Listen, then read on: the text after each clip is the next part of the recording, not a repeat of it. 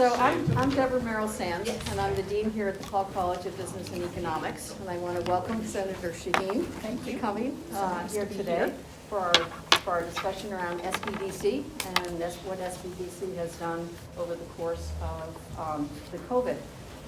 The other thing I just wanted to mention is, so why Paul College and why are we meeting here?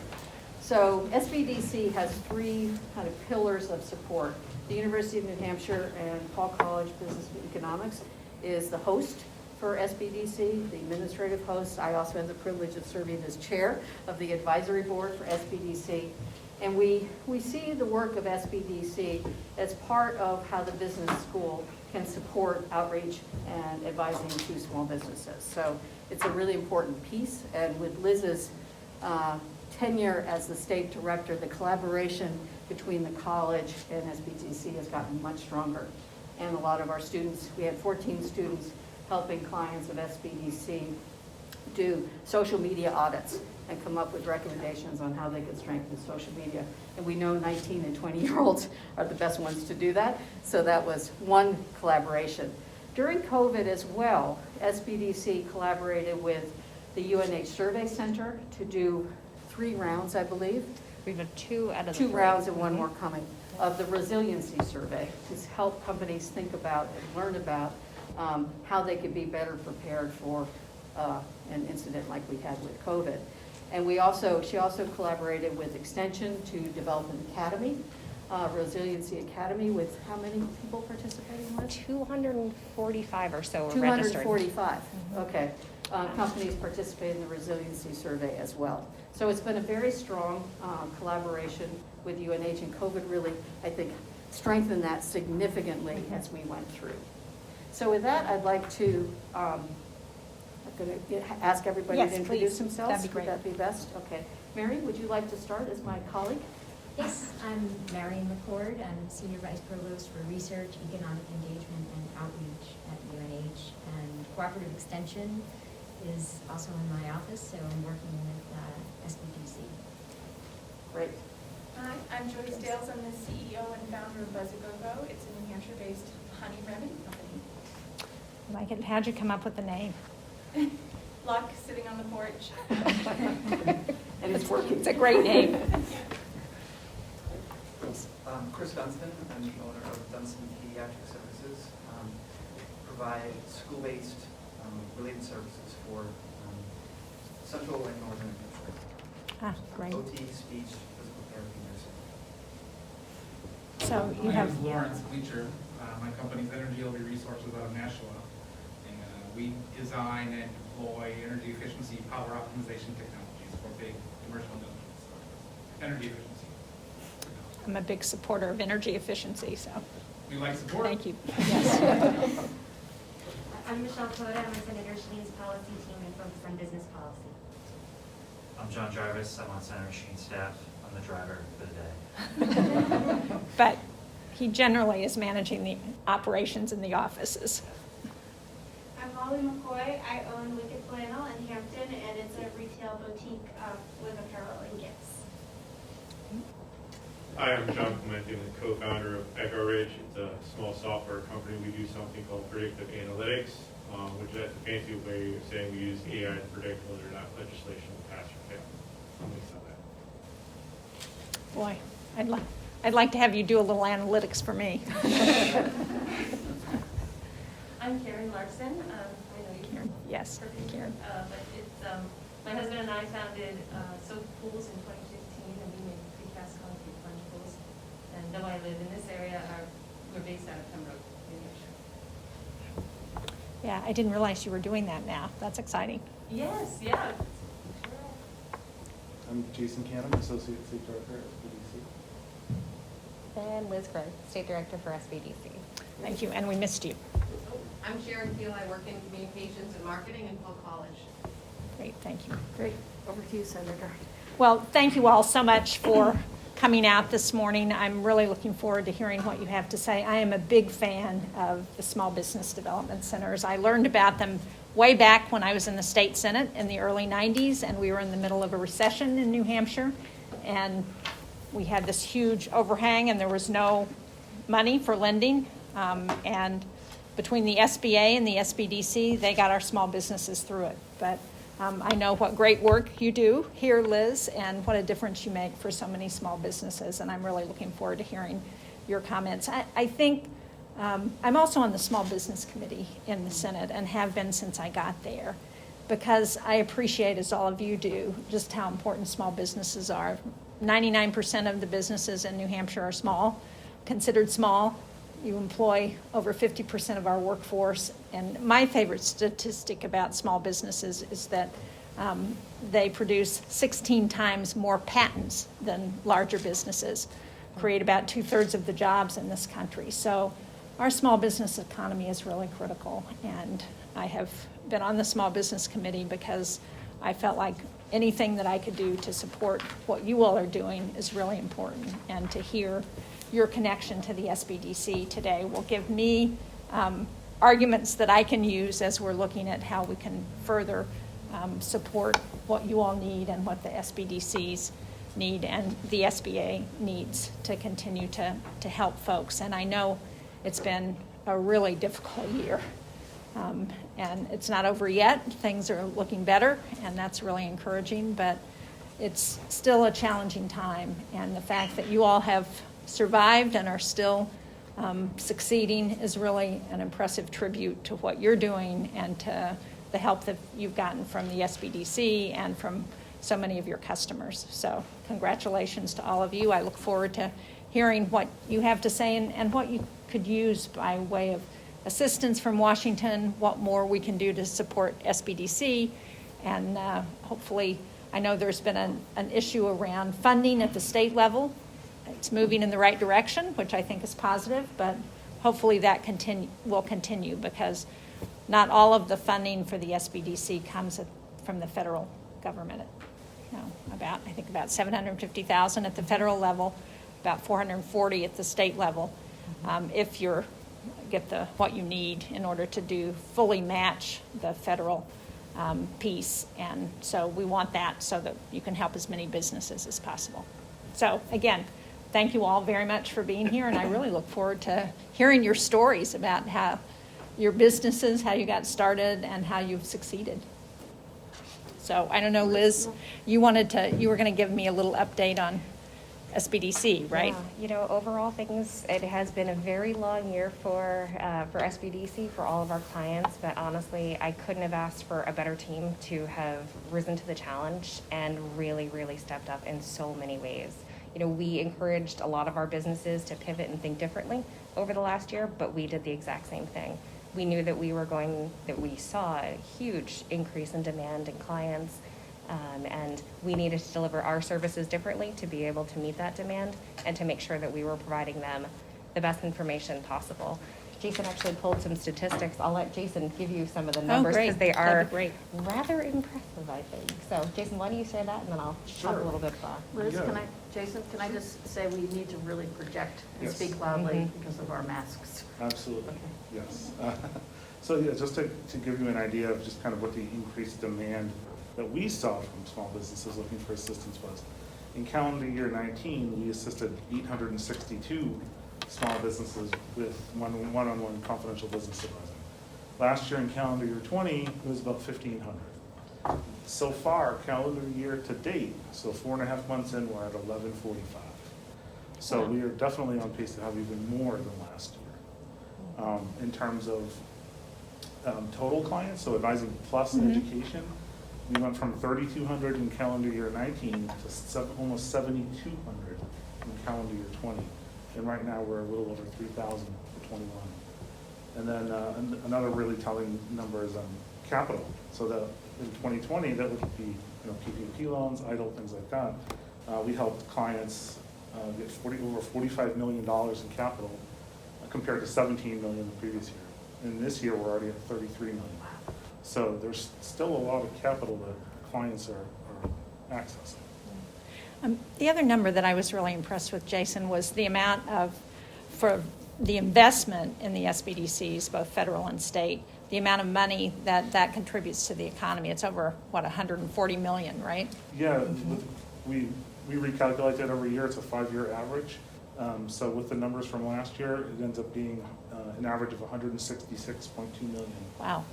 impact on the economy in New Hampshire. And we were able to use one of UNH's economists to help us put that figure together. So, That's great. We couldn't have asked for better partners in UNH. We love being part of the Paul College and the support that the dean has been able to provide us, but also the faculty and staff and students coming together too. The dean mentioned a couple ways that we partnered with UNH, and it's been really wonderful. And we look forward to continuing to grow those opportunities and maybe doing some more student work, student engagement on the cybersecurity side of things, doing some cyber audits, or potentially we talked about doing some analytics audits as well. So looking at that, maybe John, we'll have to loop you into that conversation later. Sounds good. But lots of really exciting things, and of course your support has been absolutely tremendous. We have that federal money that does come in, but we do need that state support to be able to keep us going. In addition to the federal and state money, we use that to leverage about a dozen different sources of funding to be able to essentially keep the lights on here for Sbdc. But with that, we've been able to staff up.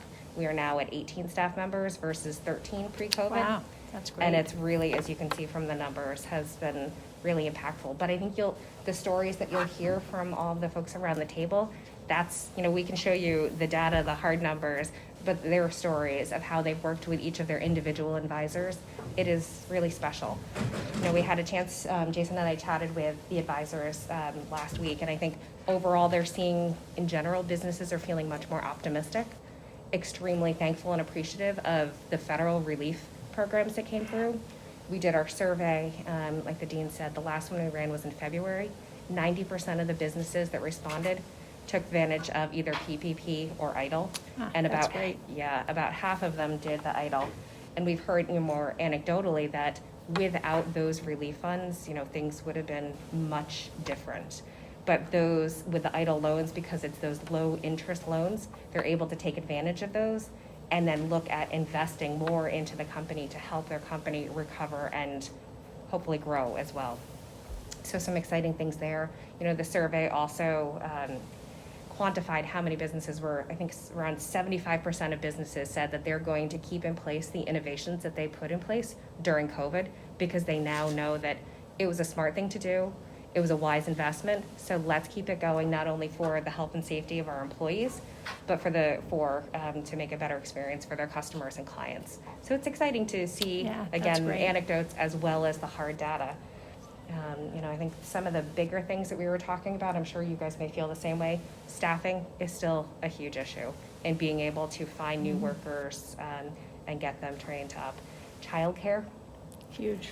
Yep. Also, again, another major challenge right now, the balance of having both, either in a family, having both spouses or partners going back into the workforce. We're seeing a lot of that, as well as childcare facilities having a hard time finding, again, the qualified workers that want to come be in that space. And then everybody's hearing a lot about affordable real estate, whether it's the residential side as well as the commercial side. So those are some of the bigger So commercial issues. is still an issue too, huh? It is. I know residential, but I hadn't really heard a lot about commercial. Yeah, we've some of the advisors were saying, the empty storefronts on main streets, the cost to either lease or rent is prohibitive. So it's either delaying a new business from starting, or they're having to find a less attractive alternative to a place to open their business. So those are some of the big ones. And then one that I know you've been working a lot on, the PPP taxation issue. The uncertainty of whether or not where the state is going to go and where they're going to land, even though dozens of states have already made it very clear what their decision is going to be. So those are some of the big ones. And then the last one I think I'll say is a gap in available startup funds. That while we have our RDCs and of course our lenders that are leaning in a lot of different ways, they're seeing a need for smaller loans between $2,000 and $10,000 to make small amounts of money available for businesses. Like there's a great example of an ice cream shop that's interested in opening up near the Colonial Theater in Laconia. The theater is about to open up. Lots of reinvestment is happening in downtown. This woman needs to purchase a new ice cream maker. It's around $7,000 to $8,000, and she's having a hard time finding that. The alternative is credit cards or potentially the cabbage loans, which of course we want to avoid at all costs. So that's one area where we're seeing a little bit of a gap. But So she can't get a 504 loan, equipment loan, because I would think that might yeah, be helpful. I will look into that one. I would imagine they mentioned it, but I will check on that one in particular with that client. So those are just some of the pieces that we've been hearing from our advisors more anecdotally. But again, you have all the folks here to Good. be able to tell you lots of things. So one of the things that would be interesting to me is to tell me, how you started your business, how you got to the SBDCs, and what you did, how you got through the last year. What, if anything, did you do different? How did you, and what are your current challenges? So I know a lot of big questions, but it would really be helpful to hear your answers to that. And I don't know, Joyce, if you want to go first, or if somebody else wants to.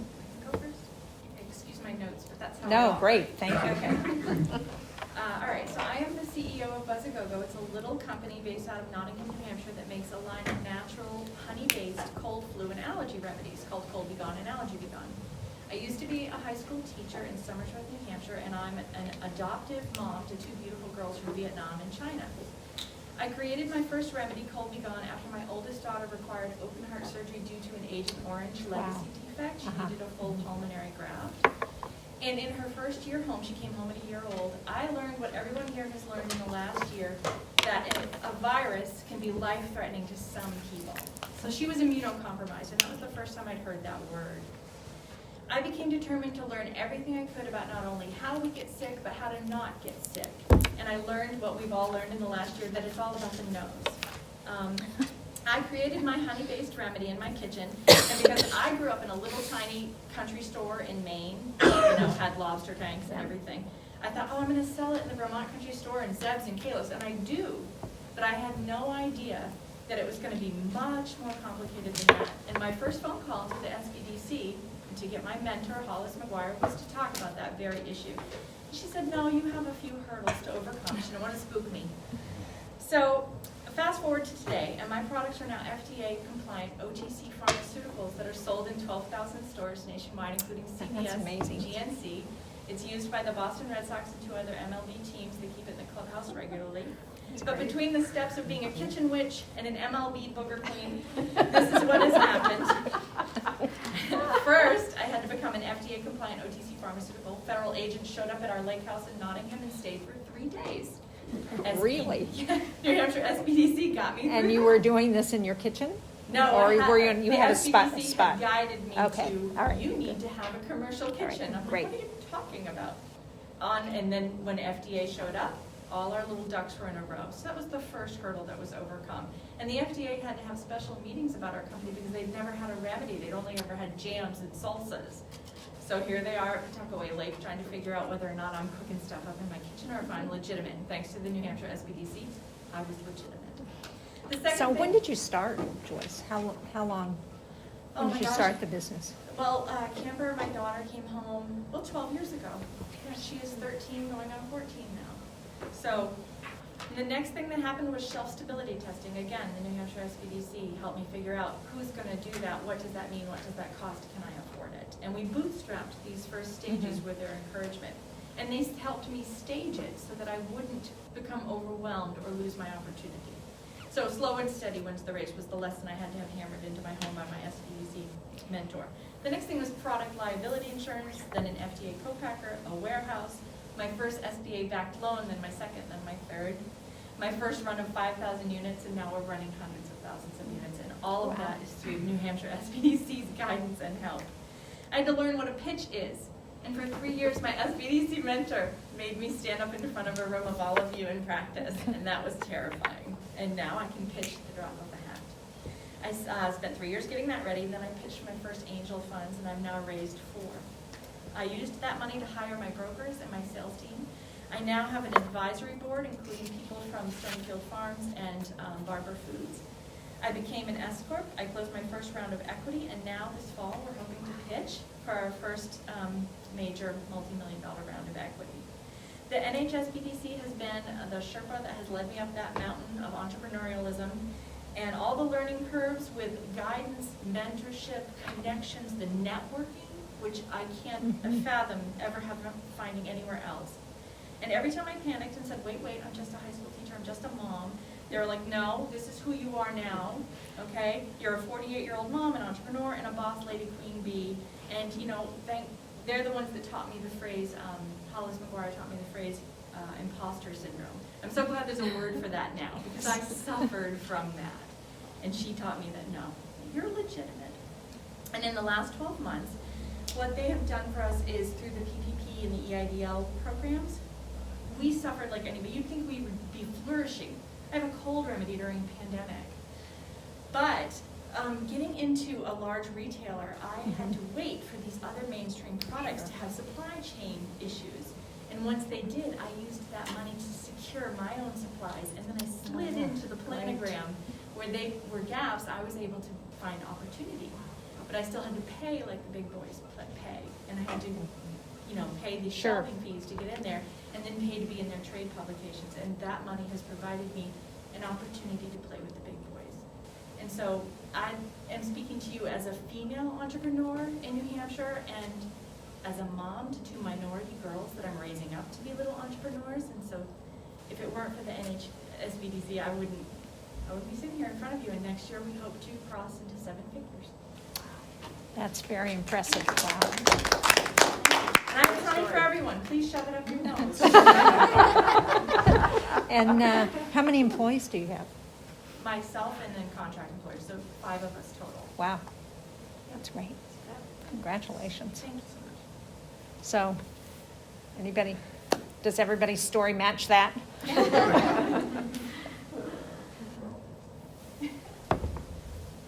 Chris? Yeah. Yeah, I'll go. That was a wonderful story. It's such a hopeful story. Yeah. Which I think that we all really need right now. So my story starts off, I was a pediatric OT. I worked out of the Superior Hospital in Plymouth. I didn't like what the outpatient rehab director was doing at the time, so I thought there was much more that we could be doing in schools for disabled children. So I started out on my own in 2011.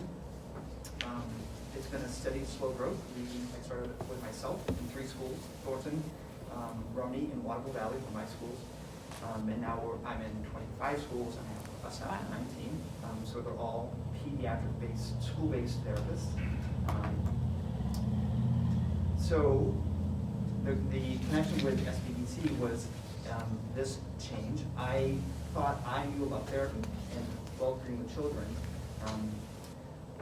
But all the stuff in talk and language and concepts about business ownership was new to me. And when I finally decided just to call and ask, what I learned really quickly was there's a language that goes along with business ownership that transcends our work. So the light bulb came on, and the questions, I was speaking with Rita at the time.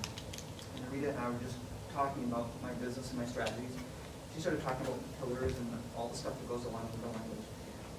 And I just realized that we were on a whole different plane. And so that for me was the moment where I believed in this small business associations and supporting us. So that's I am an advocate for this group. I don't know how more people can learn about it, because there is a bias against it, because it's almost like we're in a different, you don't do my construction work, or you don't do my therapy work, so it's hard to bridge that gap. I think that we all have, so that's great. So my story then goes on to this. A pandemic affects all of us. Right. And when we went to remote learning, I was at a conference down in Portsmouth, and all my staff were at the schools, and I said, please get all of your therapy supplies, get every parent's phone number, because we're not coming back, I know. And we pivoted that next week to Zoom, and we figured out how to provide telehealth, and that was our world for that next 3 months. We stayed connected with every family, and there was not a lot of pretty. It was not fun. The kids who we mostly work with, who have struggles with being in school, trauma, we got a literal view into their homes. And, you know, the incidence of child trauma dropped during those times because nobody was there to report it. So the school year ends, and the message is we have to stay hopeful. We have to believe in that we can connect with families, believe that we can connect with these children. So SBA, right, talking with Rita, she said, Christopher, now is the time for you to invest in your company. Find a way to, what do you need for your company? What do you need to grow? So we looked at evaluations and what do we need to expand on that, what are our best practices, and if we don't go back in person, how are you going to stay connected with your kids? So the summer was spent with my PPP loan to build a more robust best practice. How do we track our time? That was all positive. Being optimistic that we can stay connected to children and families was what the year took. I mean, we had to stay connected with them, or they would literally drop off and you wouldn't have access to them anymore. And you were calling the house and emailing them, and they were just not available to be reached. So, so that's my story. I don't need to go on. I think that school-based therapy has a big role in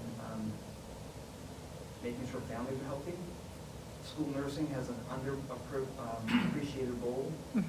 Speech therapy, OT, my discipline, we have traditionally been faced with describing what we do for work and how, like, what does a school OT actually do? And so there's always that story to tell. Once people have seen it and understand it, there's a spot for it. So there's a lot of good work left to do. You know, there's a Recovery Act that's out there, and I see all kinds of new initiatives. One of the initiatives that I put together a couple of years ago was it was State Bill, Senate Bill 548, which provided opioid-addicted babies a chance to get services from the time that they leave the NICU to start early intervention. It ran into some competition because the early intervention folks did believe that it was we're best practice because we work in the homes. My lesson that I learned was there's a lot of good work to do out there for a lot of people, and you have to find a way to get to them. So I feel like my company's going to do fine. I think they're going to do. We're going to continue to do the work because the work is plenty to do. Yeah. How many other providers are doing what you do in New Hampshire? Do you have any idea? So many school districts will just hire their own. Right, and they actually work for the school district. Right. So what you're doing is It's different. Unique. The schools, unfortunately, they'll get you know, a town like Laconia, big population, relatively poor community. Their therapists get students just added on and on to their caseloads, and so instead of doing what is best practice, they're just trying to triage and live. And you can't do good therapy if you're just trying to live. You can't be optimistic and be hopeful. You have to do something more. So having the capacity to limit my therapist to, this is the protocol, this is how many kids you should have, stick to that plan, it's helpful. So there are some others, but. I know we could have a whole nother conversation about what's happened with kids over the last year and what you've seen, but a couple of other questions. Has telehealth helped for you? Are you able to get the change in provider rates because of the expansion of telehealth? So the beauty of my business is that I have a contract with the school district who's obligated to provide school service. So I don't have to go through Medicaid reimbursement for my funding. Does the school district do that? Do you know? The school district gets a percentage of what we offer. So if we provide X amount of hours, if the student is Medicaid eligible, they can get a portion of that as funding return. Another conversation, but the Medicaid to School program got hit hard in 2019 with a requirement to have it all overhauled because of what was happening in schools. Meaning there was some reimbursement happening for paraeducators that should not have been happening. As a fallout, OTs now have to have doctor's referrals. It just has quagmired some of the intervention hospitals. So schools definitely get funding through Medicaid. My business does not.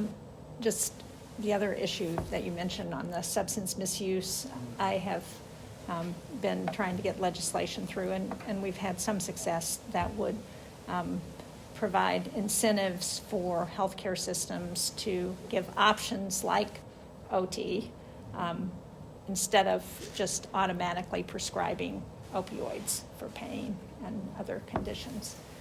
It's there. There was an employee who I had who worked at the NICU at Dartmouth Hitchcock, and she and I worked on a plan to take students who were in the NICU and provide them with like almost like a treatment-based service. Yeah.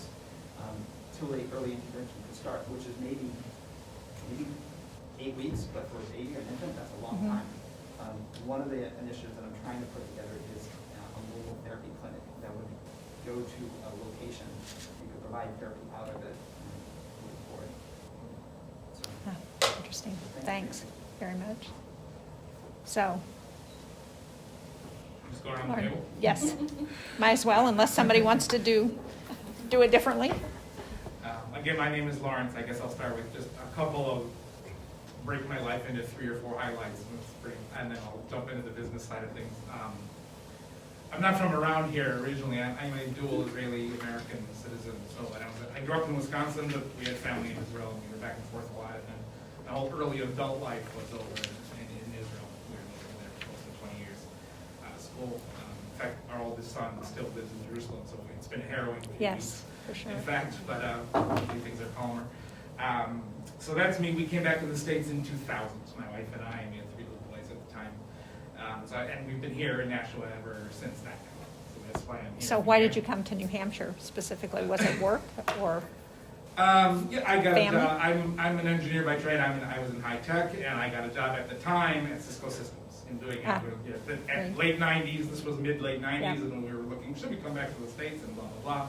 And doing software algorithm development at the time, Cisco was king of the world, and they made the proverbial offer you couldn't refuse. Yeah. And so, and their office at that time was in Chelsea. And we focused on that. It was actually a funny time. We got here, we had 1 month to get a life, because Cisco said, we'll pay for your life for a month to get it together. And we were pretty immigrant-y at that time. We had just gotten off the boat. And so we started asking people in gas stations and restaurants, where's the good schools? Where should we live? And where do houses cost cheapest? And southern New Hampshire quickly emerged as much nicer and cheaper than Massachusetts. So we started looking at, that's how we got that. That's why New Hampshire for a job. Good. So we've been in the area for 20 years. As I said, I was in high tech for a long time. The 2 main areas have been, as I said, telecom communications, algorithm development. This was mid-late 90s, early 2000s, when all of a sudden converged networks became reality. Technology, just like AI is now, and we do a little bit of that too. Then it was, oh my goodness, we can stream anything, data, video, audio, over the same networks. And the internet hadn't existed by that point, but the plethora of potential that the internet provided, good, bad, and in between, was being realized. And so I was working on that. Later on, automotive technology. And that's gratifying too. And then I was working in, this is 2010, 11, 12, that period, and it's stuff that is now becoming standard on cars. You know, the smart collision detection and object identification. Worked a bunch on that technology. So high tech, the first half of my career was in high tech, doing all that stuff. But for a variety of reasons, which we don't have time to go into now, I decided it was time to get out of the high tech arena. This was 2014. 13, 14, I decided it was time for a change. And why, we're an energy efficiency technology business. Why energy? It's fascinating. I mean, even then it was clear that we, and by we I mean anything from a family to the world, we are in the middle of this epic transformation about how we create energy, how we think about it, how we sell it, how we generate it, how we transport it, and how we can make it more flexible between different sources, distributed energy. It's fascinating, and it was a chance to grab onto a whole new arena and learn a lot and use both technology skills and other skills and to take my career in another direction. So here I am, started out Energy LB Resources in 2015. What's next? So it's been a wonderful adventure.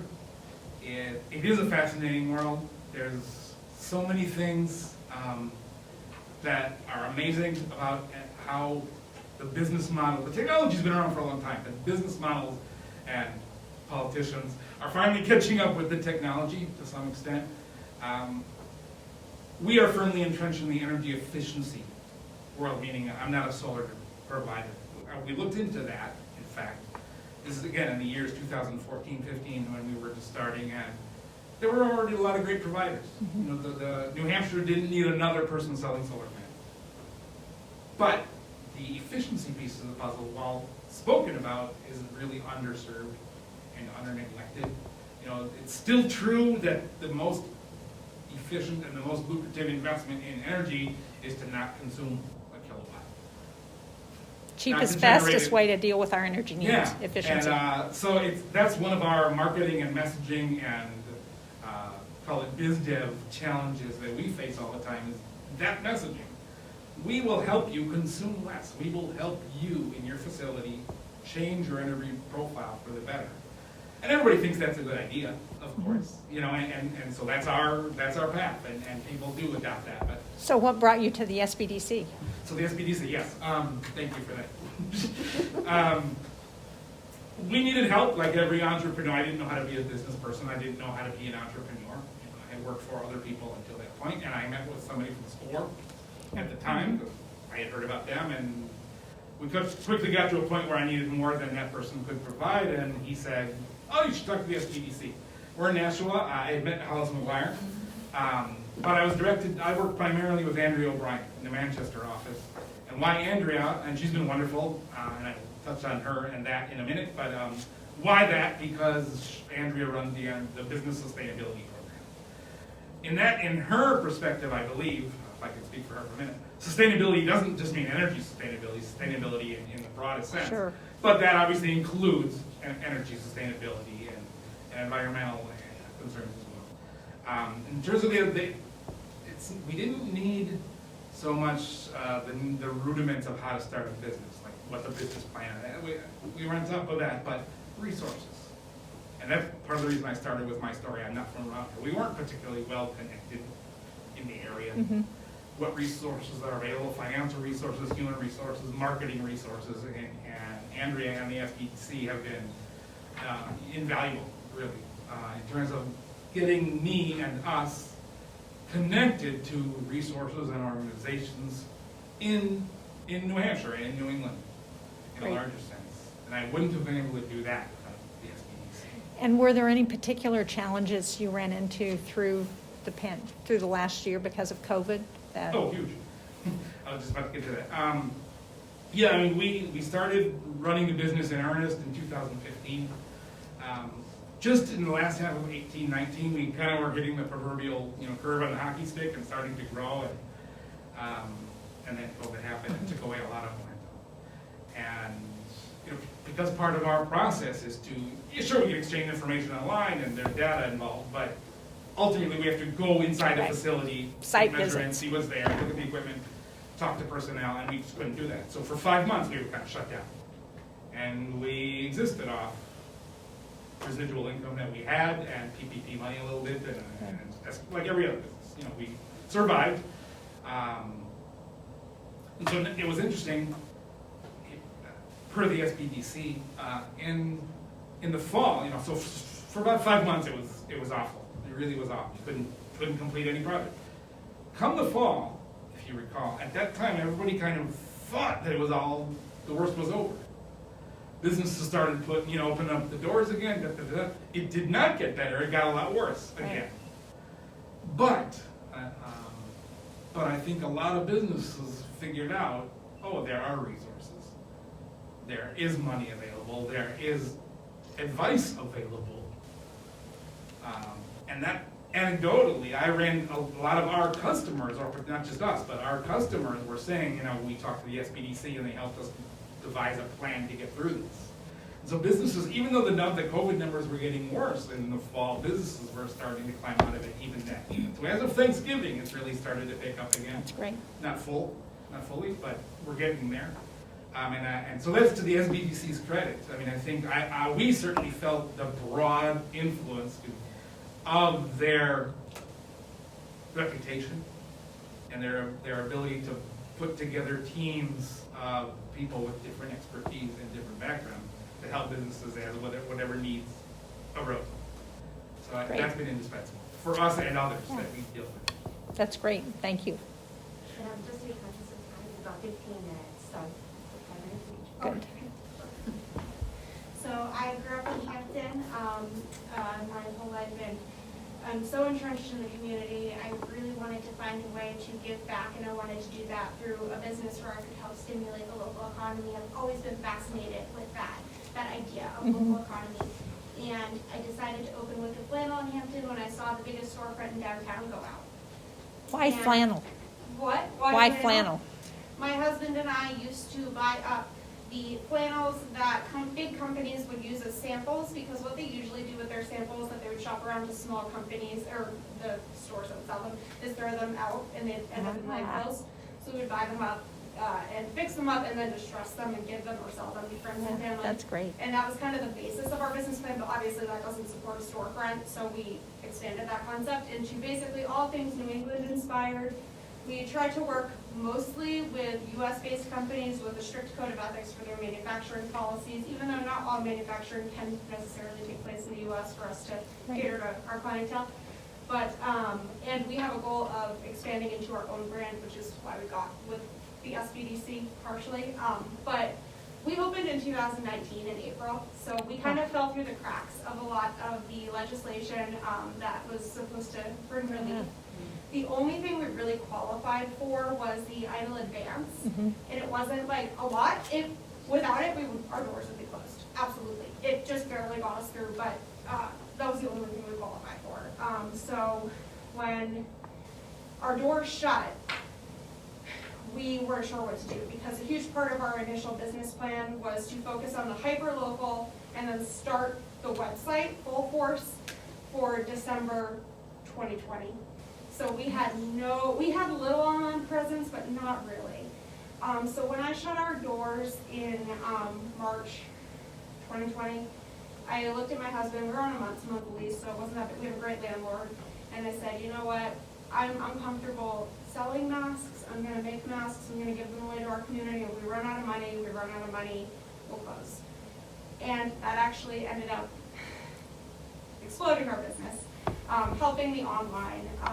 People donated money for the masks. We ended up making as much as we would have made if we sold them. And we were able to give away 5,000 masks nationwide. They went as far as Hawaii. Wow. And we grew our social media following fourfold in 3 months. And around that same time, that was separate from the Sbdc, sorry. But around that same time, I grew up in Hampton. I know everybody. I'm really close with the Chamber of Commerce. The president of the Chamber of Commerce came to me and said, John Nyan, and he said, you cannot close, because a huge part of me being involved is I want to revitalize the downtown for the locals. And he said, you cannot close. I really need you to get in touch with the Sbdc. And he gave me the contact information. I started talking to Ed Miles, and I told him, you know, the thing that's really going to kill us is we have this huge following now. When we reopen our doors, I don't have any product, because it's not the customers, it's the supply chain. I can't get anything. No one has anything. I'm running out of product. I'll be good for a month and then I'll be out of everything. And he helped me come up with strategies to obviously not retain every single customer, but to appease the ones who would be like, okay, understanding. Okay, I'm sorry we don't have this now, here's a coupon and stuff like that. Just good strategies for customer management. And that was super helpful. And the big thing that he was helping me with, because we basically depleted everything we worked for to do our first production run on our designs that we were planning on doing this year, to really launch our brand.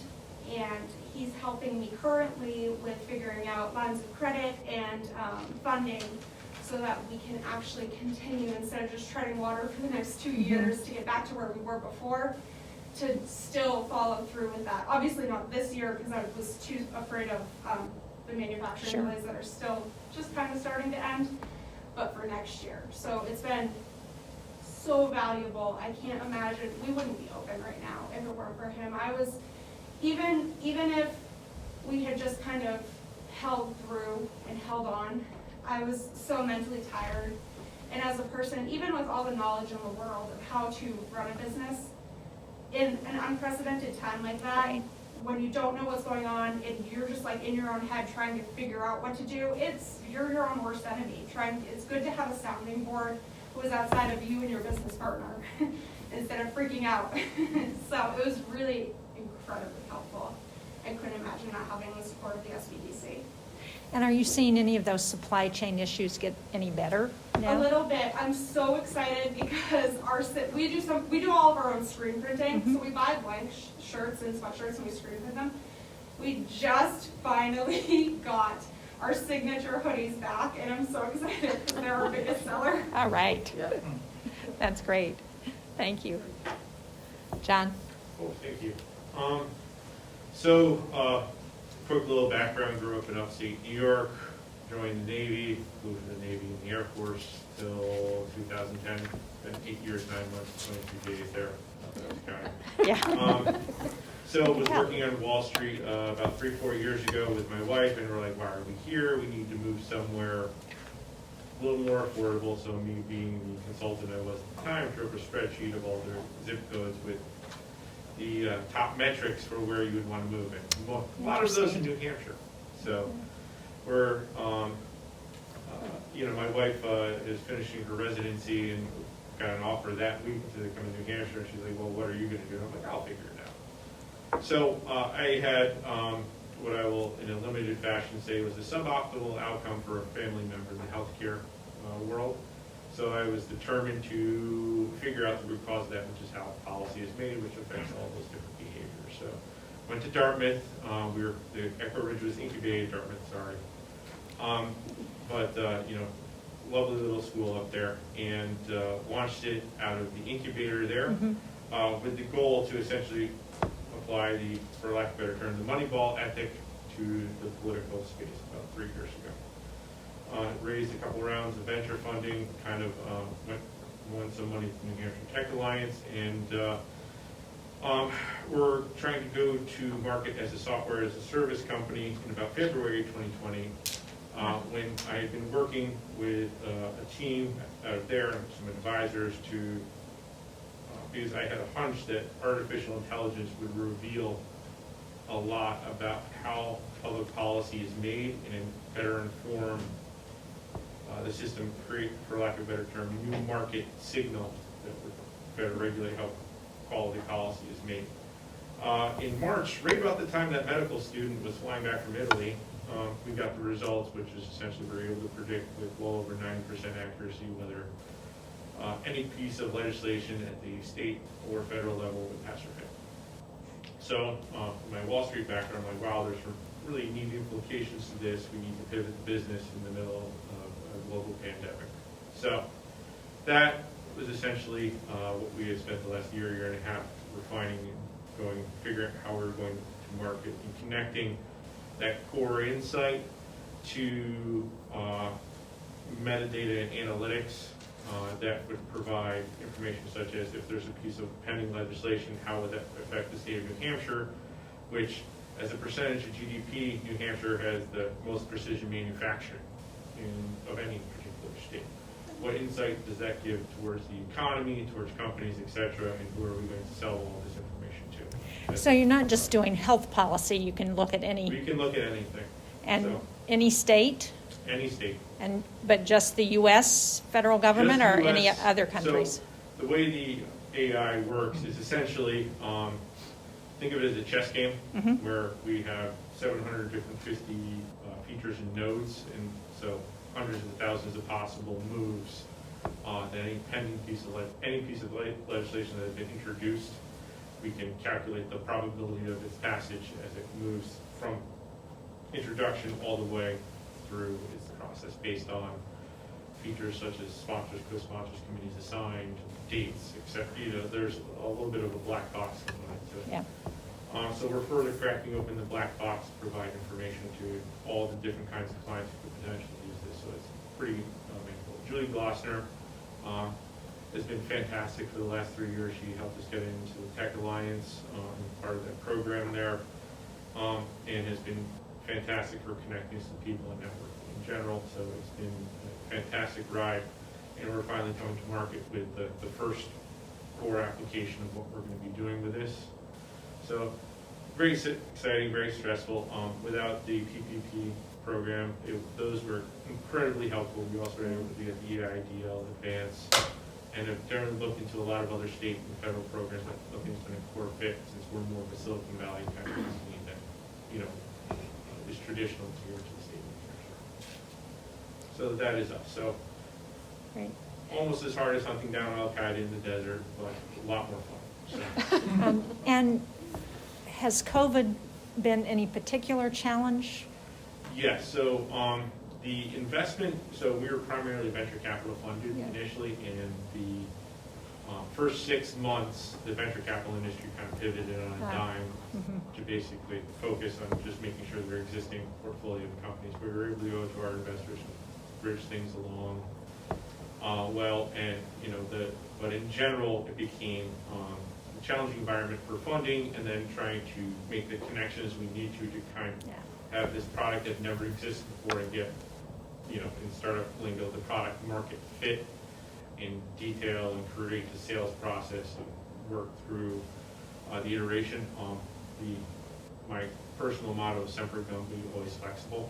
So we've had to work that. And the other thing, and the resilience work that you guys did was great, but our motto was already improvise, adapt, and overcome. So we were already there.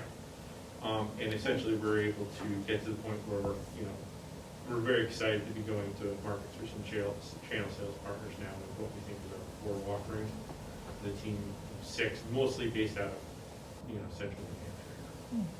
Concord, your office is in Concord? Our office is in Concord for the time being. We're looking at office space down in Manchester, between Concord and Manchester, that would allow us to grow a bit, possibly up to triple our staff. Great.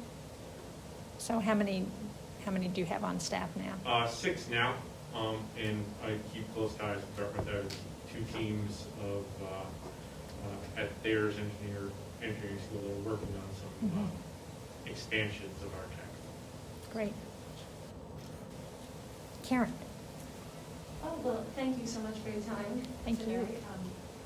I'm probably one of the few businesses here who's really benefited financially from the pandemic, because everybody in the world who ever thought about getting a pool suddenly decided last year, this year, it was time to do it.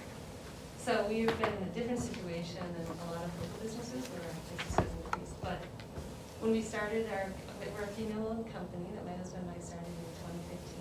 And when we started it, nobody knew what a plunge pool was. No one understood why would you want a small pool. And we've really pioneered that market in the United States. We deliver our pools all over New England, but all over the United States. And we've grown from when we started in 2016. I took this on the road myself for 2015. Slowly, very slowly. It was just me on the road. We now have 7 employees. We are adding 2 more because of so we have 9 employees we employ, in addition to about 10 different tile people who are subcontractors. So we employ a lot of people at our company now, and we absolutely love what we do. And I'm indebted and grateful to the New Hampshire Small Business Development Center. I don't meet with Warren as often as I used to, because we sort of got the different level of what we need. But what was really, really valuable for us early on was Warren and Hollis too, and others that we met with, the ability to have really good projections, and then the resources that we needed to get our first SBA loan, how to connect us with the right people, even to find a part-time CFO who could kind of help us do beyond what Warren was able to provide to us, because he's spread, among a lot of other people. So I'm a huge fan. When I heard that the funding had been potentially cut, I immediately wrote a letter to the state level just saying, this is a massive, awesome, phenomenal group of smart people to help businesses get to where you still love and need them, but you don't need them the same way you did before. And so I'm just grateful and glad to be here today. So are your pools made all over the country, or? We make them right in Pembroke. So we make them out of concrete. They're precast. And so you don't just market them, you actually are manufacturing them. Yes, we actually manufacture. We really are a manufacturer. We manufacture, but we also, I'm out in the field, our sales team.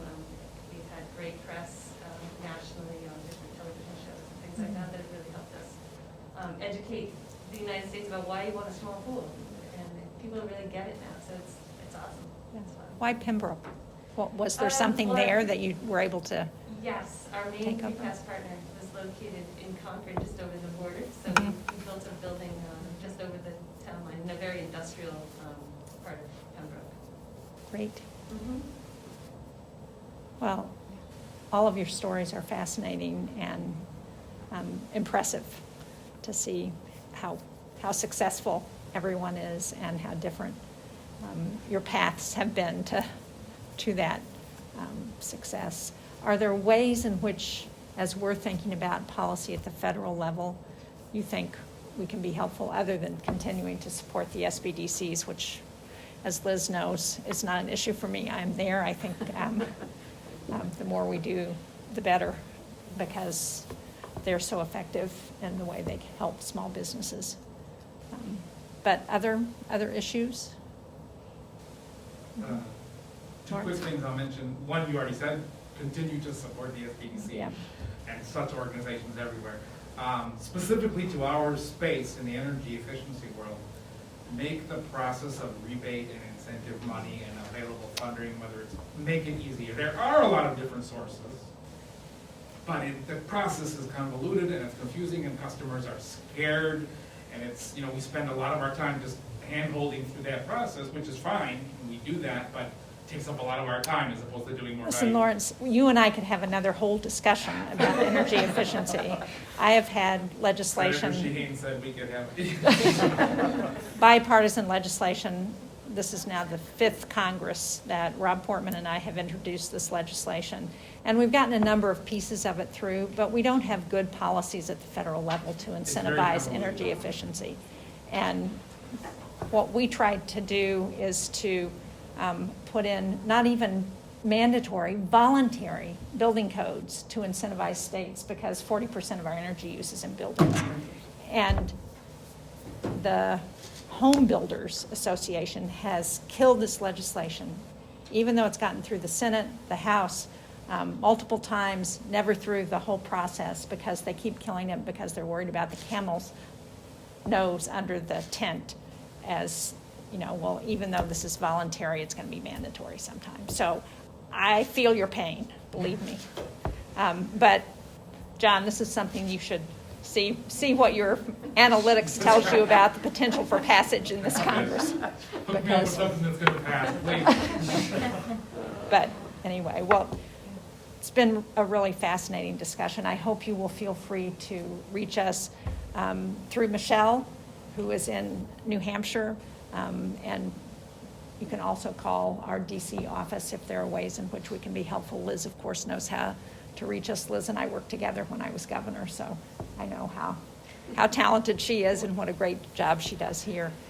And really are here to try and do everything we can to make sure that small businesses survive, not just last year, but the next year coming up, because I expect that to also be challenging. One of the things, when we passed the American Rescue Plan, one of the things you should all be aware of, especially those of you, Chris, this might be of particular interest to you. There is significant funding for schools in that plan, $350 million coming to New Hampshire, and there's a lot of flexibility for what they can do with it. Joyce, also in terms of healthcare, and for communities, each community in New Hampshire is getting funding based mostly on per capita. It's a little different depending on the size of the community, but they are able to use those dollars for, again, a lot of flexibility. So if there's an industry that's struggling, if in your community there may be funding available, and the state is going to have dollars, just as they did through the CARES Act for the Gopher program, to make those dollars available to small business. So if we can help with that, let us know, and we will try and help stay on top of that for folks, because sometimes there's funding, if you get into trouble as you're trying to grow or something happens that you may not be aware of, that we might be able to help you with. So please let us know about that. And thank you. This has really been fascinating. And thank you, Dean. And, Absolutely. Marion and Liz and Jason for all of your continued great work. And we will continue to do everything we can to support your funding and, and to see if we can make the SBIR program permanent, which is, again, something that might be of interest to some of the folks here. Thank you for inviting us, and thank you for hearing about our company.